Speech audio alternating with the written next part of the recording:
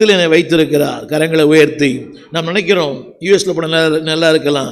Been many times, நிறைய முறை.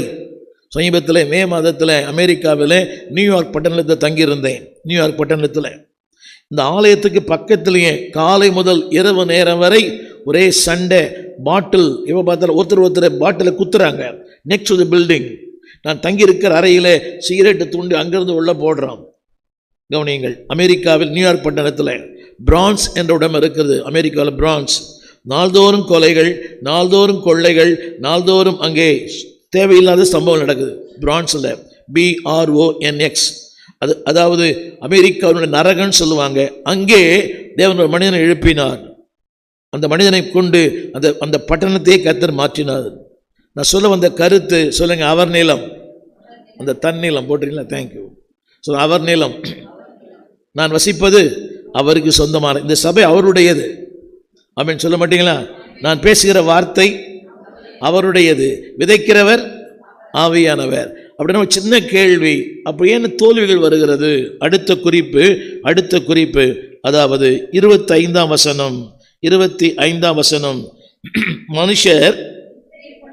மனுஷர் ஹலோ, கவனக்குறைவு, நித்திரைன்னு சொல்வது ஆவிக்குரிய நித்திரை.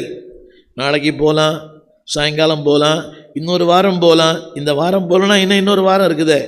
மாதத்தில் 4 வாரம் வருது, இன்னொரு வாரம் கூட போகலாமே.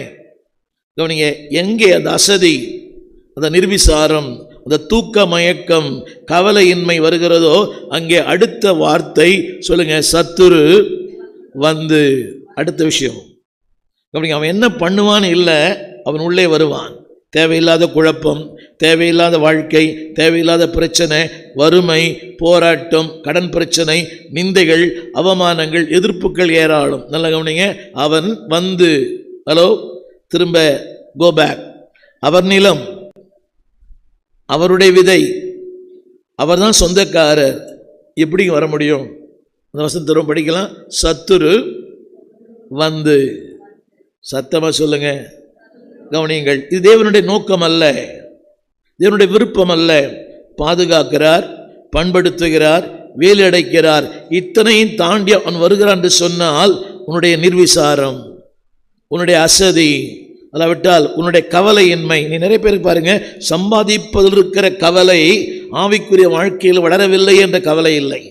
எத்தனையோ பேர் வராங்க. 50 ஆண்டுகளுக்கு மேலாக நான் போதகனாக இருக்கிறேன், ஊழியத்தில் இருக்கிறேன். 53 ஆண்டுகளுக்கு மேலாக நான் கண்ட உண்மை என்றால், வாழ்க்கை குறித்த கவலை இருக்கிறது, ஆனால் ஆன்மீகத்தை குறித்த கவலை இல்லை. இன்னும் வளரலையே.